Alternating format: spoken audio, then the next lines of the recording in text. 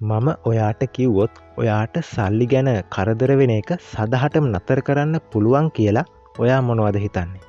ඔව්, ඒක කරන්න පුළුවන්. අද මෙම වීඩියෝ තුලින් එම මූල්‍ය නිදහස එසේත් නැතිනම් ෆයිනෑන්ෂල් ෆ්‍රීඩම් එක ළඟා කරගන්නේ කොහොමද කියලා මම පෙන්නලා දෙන්නම්. ඔව්, මූල්‍ය නිදහස කියලා කියන්නේ ඔයාගේ මුදල් ඔයා වෙනුවෙන්ම වැඩ කරන තත්ත්වයට පත් කිරීම. දැන් ඔයාලා හිතනවා ඇති කොහොමද අපේ මුදල් අපි වෙනුවෙන්ම වැඩ කරවන්න කියලා. එය කරන්න නම් ඔයා ඔයාගේ මුදල් හොඳ ආයෝජන මාර්ග සඳහා ආයෝජනය කරන්න වෙනවා. මෙසේ ආයෝජනය කිරීමෙන් ලැබෙන ප්‍රතිලාභ තුලින් ඔයාගේ මූල්‍ය නිදහස ලබා ගන්න පුළුවන්. දැන් ඔයාට හිතෙනවා ඇති එහෙනම් ඇයි බොහෝ අය තවමත් මේ ෆයිනෑන්ෂල් ෆ්‍රීඩම් එක ළඟා කරගෙන නැත්තේ කියලා. ඔව්, ඒකට හේතු වශයෙන් අපට ගන්න පුළුවන් අපගේ අධ්‍යාපන ක්‍රමය තුළ මුදල් ආයෝජනය නිසි පරිදි සිදු කරන්නේ කොහොමද කියලා නිසි අවබෝධයක් ලබා නොදීම. තවත් හේතුවක් නම් බොහෝ දෙනෙකු අපට උගන්වා තියෙන්නේ මුදල් ඉපයීම, මුදල් වියදම් කිරීම සහ නැවත මුදල් ඉපයීම පමණයි. මුදල් ආයෝජනය පිළිබඳව ඇති අවධානය ඉතා අවමයි. එම නිසා බොහෝ අය මුදල් ආයෝජනය සඳහා අකමැත්තක් දක්වනවා. මේ කතාව ඇත්ත කියලා ඔයාලත් හිතනවා නම් යටින් yes කියලා කමෙන්ට් එක උදාගෙන යන්න. මෙම ෆයිනෑන්ෂල් ෆ්‍රීඩම් එක ලබා ගන්න පුළුවන් පියවර 5ක් පිළිබඳ මම ඔයාට කියලා දෙනවා.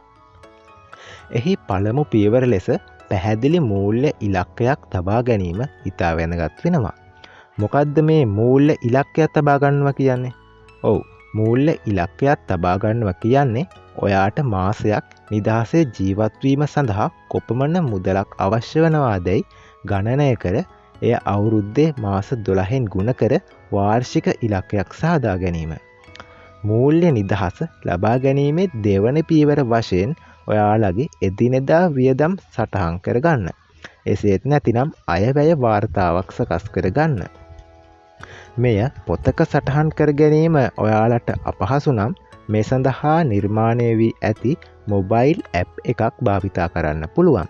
මේ තුලින් ඔයාට අනවශ්‍ය වියදම් රාශියක් කපා හරින්න පුළුවන්. මූල්‍ය නිදහස ලබා ගැනීම සඳහා පවතින තුන්වෙනි පියවර ලෙස හැකිතරම් නරක ණය වලින් ඉවත් වීම හඳුනා ගන්න පුළුවන්. එතකොට මොනවද මේ නරක ණය කියලා කියන්නේ? ඔව්, නරක ණය කියලා කියන්නේ ඉහළ පොලි අනුපාතයක් යටතේ ලබා ගන්නා ණයවලට. අපිට උදාහරණ විදියට ගන්න පුළුවන් ඉහළ පොලි අනුපාතයක් සහිත ක්‍රෙඩිට් කාඩ් ණය. ඒ වගේම ඉහළ පොලි අනුපාතයන්ට ලබාගත් නිවාස ණය ආදිය.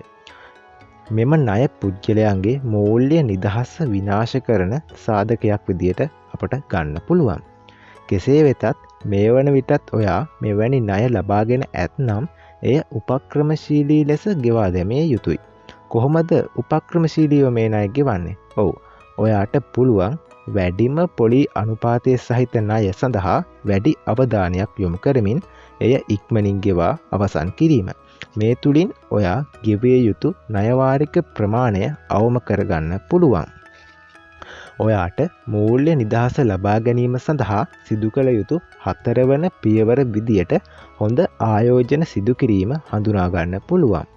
ඔයාගේ අනාගත මූල්‍ය නිදහස ළඟා කර ගැනීම සඳහා ඉතා වැදගත් වන පියවර වශයෙන් මෙම ආයෝජන හඳුනා ගන්න පුළුවන්.